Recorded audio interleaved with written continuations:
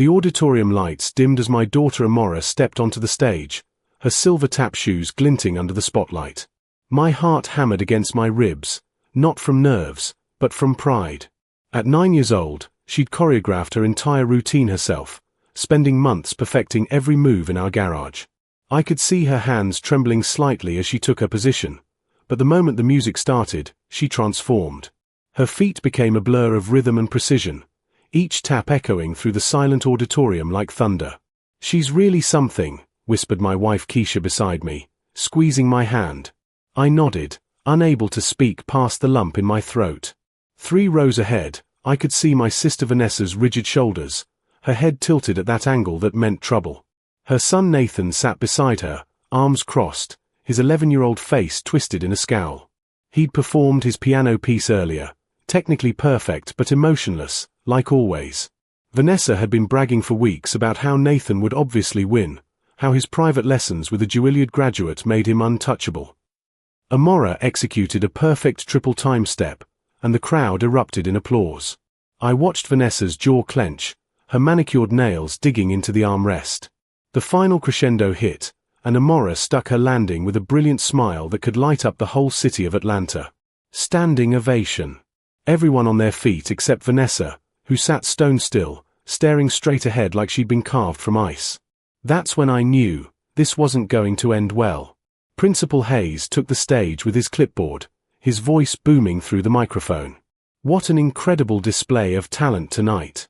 These kids have worked so hard." He adjusted his glasses, drawing out the suspense. My stomach churned.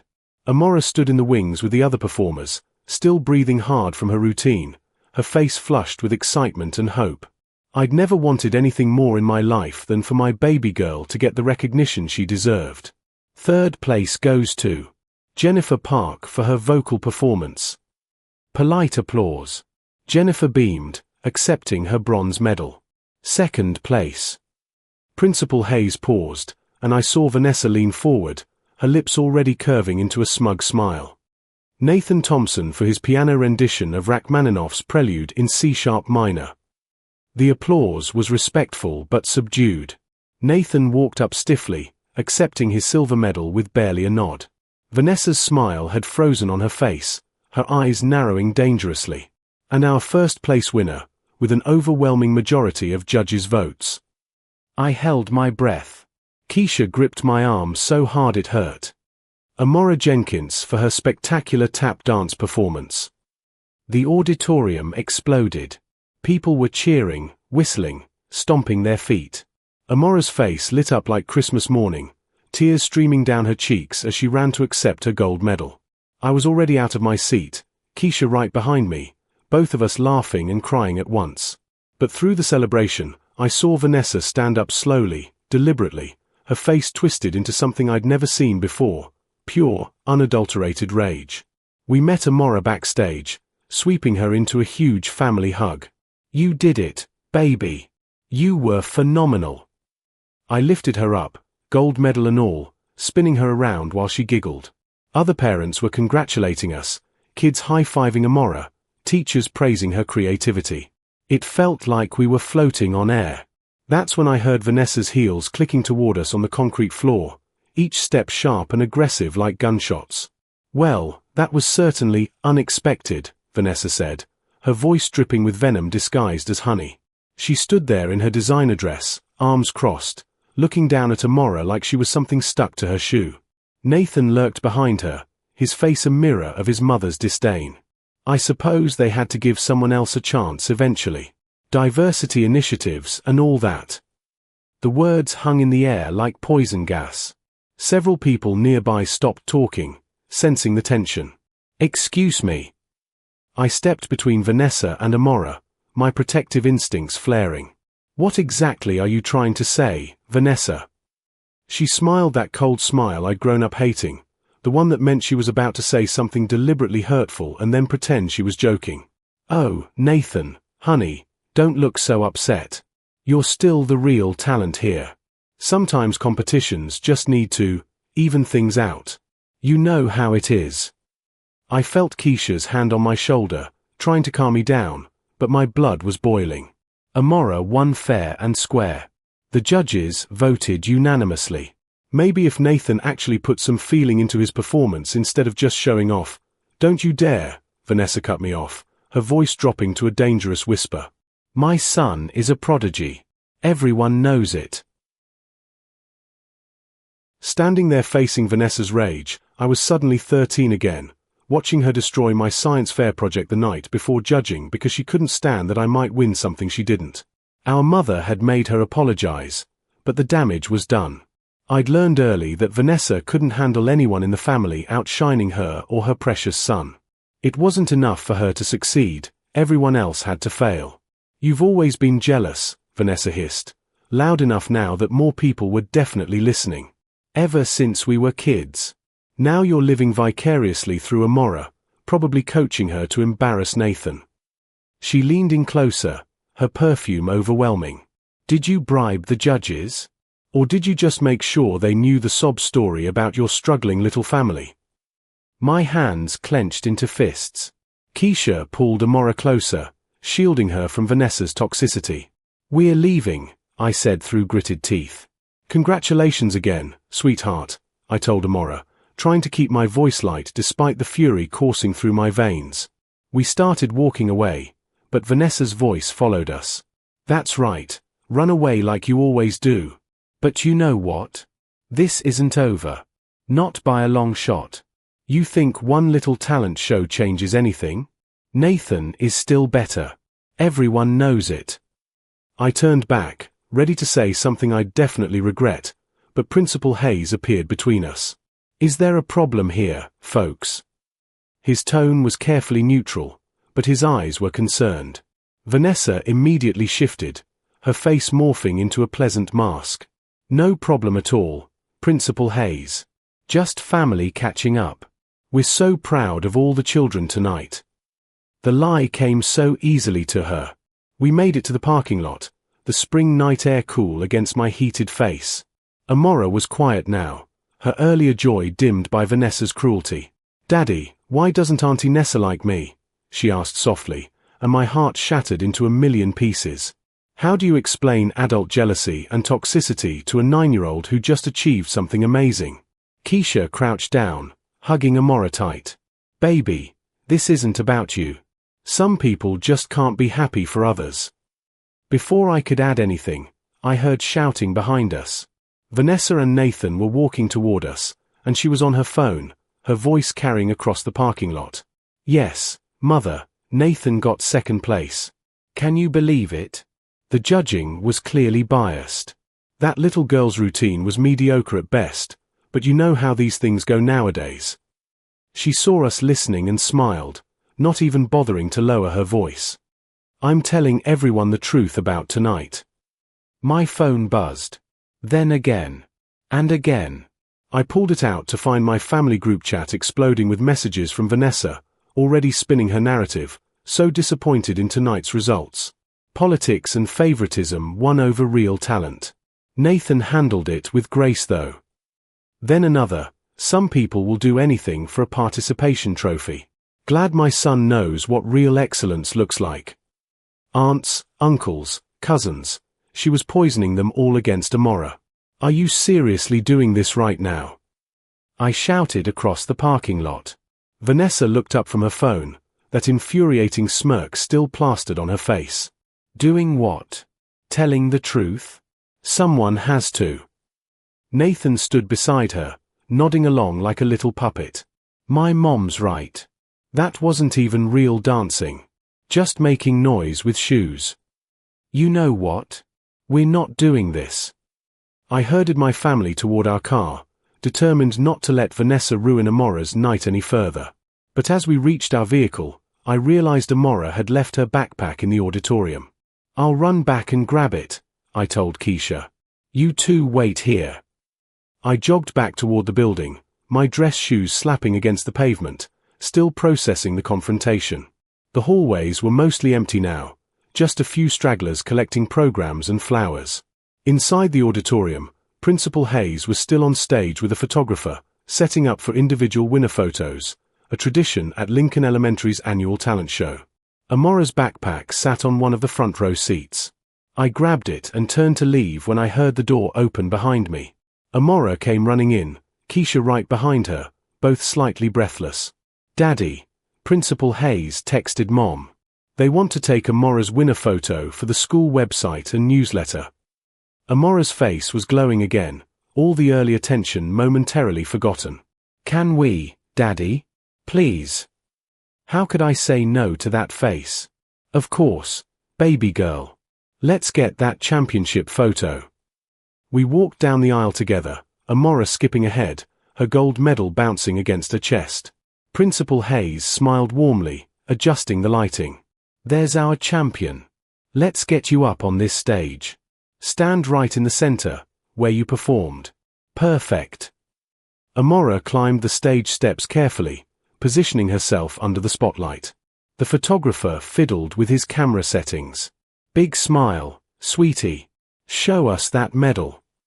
Amora held up her gold medal proudly, her grin so wide I thought her face might split in half. That's when the auditorium doors burst open with a bang that echoed through the empty space, making us all jump. Vanessa stormed in, Nathan trailing behind her, and I knew immediately, this was about to get worse. "Stop!" Vanessa's voice cracked through the auditorium like a whip. She was practically running down the aisle, her heels clicking violently against the floor, her face contorted with rage. "You are not taking that photo. This whole thing is a farce." Principal Hayes stepped forward, his hand raised in a calming gesture. "Ms. Thompson, please. This is just our standard winner photo for, I don't care about your standard procedure. My son deserved that medal." I started moving toward the stage, every instinct screaming danger, but I was too far away, still in the middle aisle. Vanessa reached the stage steps, climbing them two at a time despite her heels. "Vanessa, stop!" I shouted, breaking into a run. Amora looked confused, her smile fading as her aunt approached like a storm. "Auntie Nessa," she said uncertainly, taking a small step backward. Nathan had stopped at the foot of the stage, watching with wide eyes. "You think you're special?" Vanessa spat at Amora, and I watched my daughter's face crumple. "You think you're better than my Nathan? You're nothing but a—" She reached for Amora's medal, yanking it hard. The ribbon snapped, but Amora held on, instinctively clutching her prize. That's when Vanessa shoved her. Not a gentle push. A full two-handed shove with all her strength, right at the edge of the stage where there were no rails, no protection, nothing but a 4-foot drop to the concrete floor below. Everything went into slow motion. Amora's arms windmilled, her eyes went wide with terror and shock, and then she was falling backward off the stage. I heard Keisha scream, heard my own voice roaring "No!" as I lunged forward. Amora hit the ground with a sickening thud that will haunt my nightmares forever. She lay there motionless for one horrible, eternal second before she started crying, gasping, terrified sobs that ripped my soul out through my chest.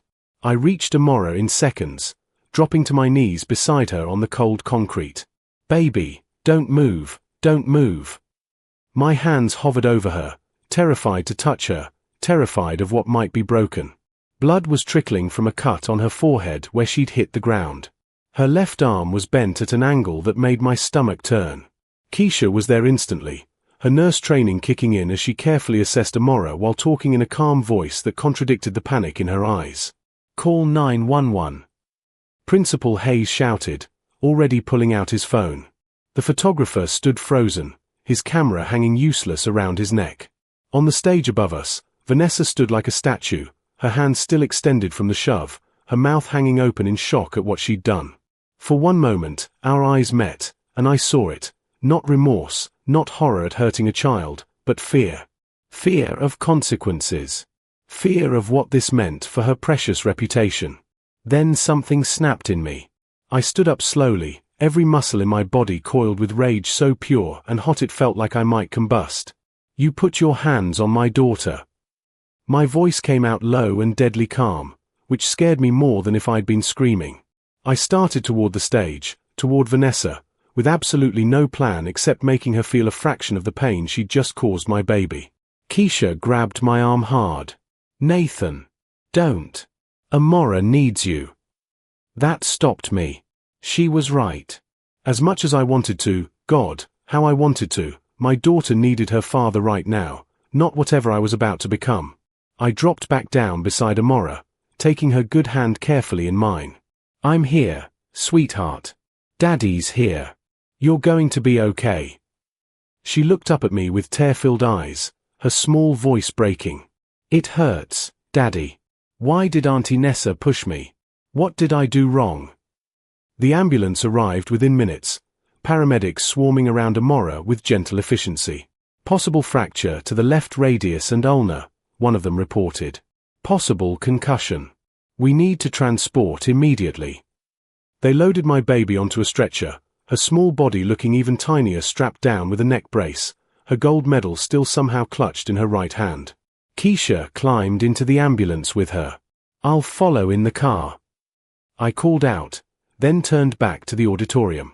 Vanessa had finally descended from the stage and was standing with Nathan, whispering urgently to him. When she saw me approaching, she actually tried to smile, to somehow spin this. Nathan, it was an accident. You saw, right? I was just trying to talk to her and she stepped backward and fell. Tell them. My nephew looked between his mother and me, his young face torn, and I saw something that gave me a sliver of hope, doubt in his eyes when he looked at Vanessa. That's not what happened and you know it, I said quietly, pulling out my phone. Principal Hayes stood nearby, and I could see he'd witnessed everything. I'm calling the police. You assaulted my 9-year-old daughter. Vanessa's face went white, then red. You wouldn't dare. I'm your sister. This is family business. You stopped being my sister the second you put your hands on my child, I said, and I meant every word. I dialed 911, my hand surprisingly steady despite the adrenaline coursing through my veins. The 911 operator answered. I need to report an assault on a minor at Lincoln Elementary School, 2450, Peachtree Road. A 38-year-old woman just shoved a 9-year-old child off a stage. The child has been transported to the hospital with injuries. Vanessa gasped like I'd slapped her. You're really doing this? Over an accident? It wasn't an accident, Principal Hayes interjected firmly. I witnessed the entire thing. It was deliberate and violent. 2 police officers arrived as Principal Hayes was giving me the photographer's contact information. Officer Williams, a tall black woman with kind eyes, and Officer Park, a shorter Asian man with a serious expression, took immediate control of the situation. Who made the 911 call? I did, I said, stepping forward. My daughter Amora Jenkins was pushed off that stage by that woman, my sister, Vanessa Thompson. She's 9 years old and just won the talent show. Now she's on her way to Grady Memorial with possible broken bones and a concussion. Vanessa immediately switched tactics, her voice taking on a trembling quality I recognized from childhood, her damsel in distress routine. Officers, this is all a huge misunderstanding. My nephew is overreacting. I would never hurt a child. There was a crowded stage, everyone was excited, it was chaotic, and accidents happen. Right, Nathan. She looked at her son desperately. Nathan stood there, silent, staring at the ground. The pause stretched uncomfortably long. Finally, he whispered, Mom told me in the parking lot she was going to teach that little brat a lesson. The words landed like bombs. Vanessa's face went from fake sweetness to fury in a heartbeat. Nathan Thompson, you shut your mouth right now. Officer Williams stepped between them smoothly. I need you to calm down. Son, can you repeat what you just said? Nathan was crying now, looking younger than his 11 years. In the parking lot, after the show, Mom was really angry. She said Amora didn't deserve the medal and she was going to teach her a lesson. I didn't think she meant. He's lying. He's confused. My own son is betraying me because of this family's influence. Vanessa was spiraling, her carefully constructed image cracking apart. Officer Park was taking notes rapidly. Sir, he addressed Principal Hayes, you said you witnessed the incident. Every second of it, Hayes confirmed. Ms. Thompson stormed into the auditorium, climbed onto the stage, confronted the child, attempted to take a medal, and when the child held on, Ms. Thompson deliberately shoved her with both hands. The child fell backward off the stage, approximately 4 feet to the concrete floor. We also have video footage. The photographer suddenly spoke up, his voice shaky. Everyone turned to look at him. I was setting up for the photos and started recording to test my camera settings. I caught the whole thing on video. He held up his camera with trembling hands. Officer Williams took the camera carefully. We'll need that as evidence. Can you transfer it to our system? The photographer nodded quickly. Absolutely. Whatever you need. Vanessa lunged toward the photographer. You delete that right now. You have no right to. Officer Park caught her arm. I need you to step back. You're not helping your case. That's when she turned on me completely, all pretense of civility gone. This is your fault, Nathan. You always had to compete with me. You couldn't just let Nathan have this one thing. You had to train your daughter, coach her, probably even rig the competition, just to humiliate my son. I taught Amora because she asked me to, I said, my voice shaking with controlled anger. She wanted to learn tap dancing. So I found YouTube videos, and we practiced together in our garage every single day for 6 months. She choreographed that entire routine herself. I was proud to help her follow her dream. That's what parents do, they support their kids. They don't tear down other people's children because they can't handle losing. Nathan spoke again, stronger this time. Mr. Jenkins didn't do anything wrong. Amora's really good. I knew she'd probably win. I told Mom that, but she said I was being weak and defeatist. He looked at me with guilt-stricken eyes. I'm sorry about Amora. Is she going to be okay? Before I could answer, my phone rang. Keisha's name flashed on the screen, and my heart stopped. Hello. Nathan, they're taking her into X-ray. Definitely a broken arm, maybe both bones. They're worried about the head injury. You need to get here now. Officer Williams looked at me sympathetically. Go be with your daughter. We have your contact information and statement. We'll be in touch. I started to leave, then turned back. Are you arresting her? Vanessa's eyes went wide. Officer Williams glanced at her partner, then nodded. Based on the multiple witness statements, the video evidence, and the severity of the injuries to a minor, yes.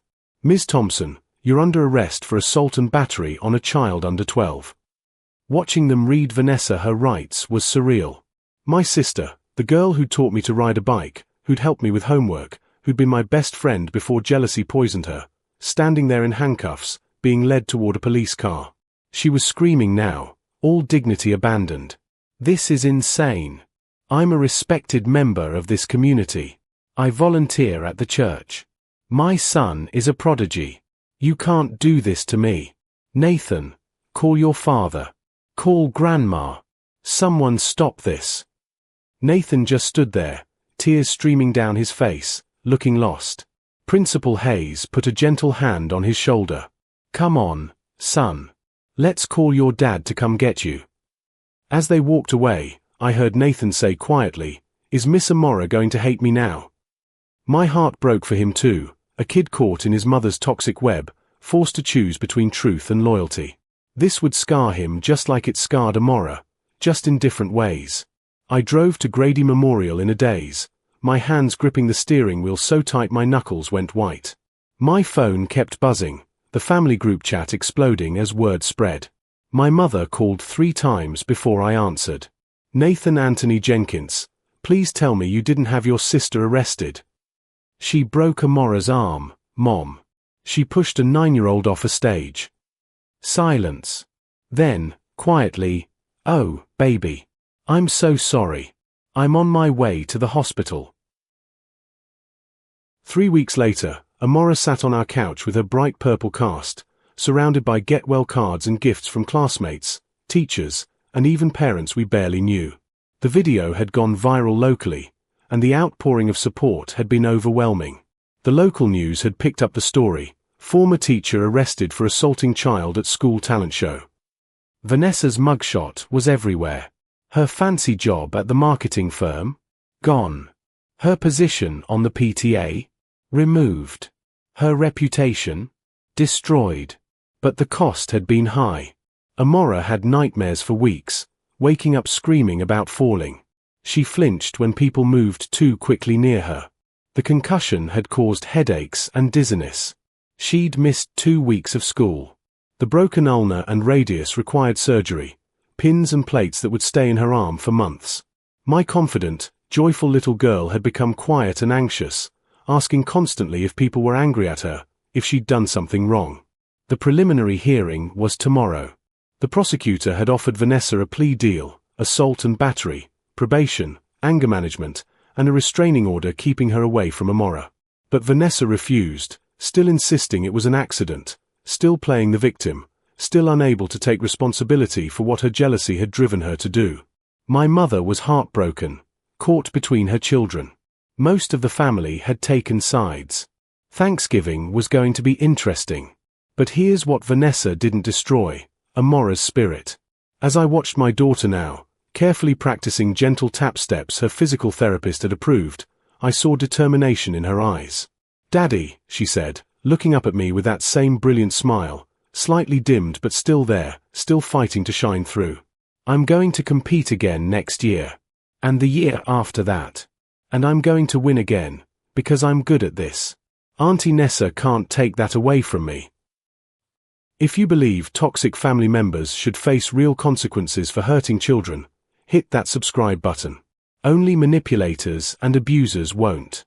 Drop a comment saying protect all children if you stand against people like Vanessa who let jealousy turn them into monsters.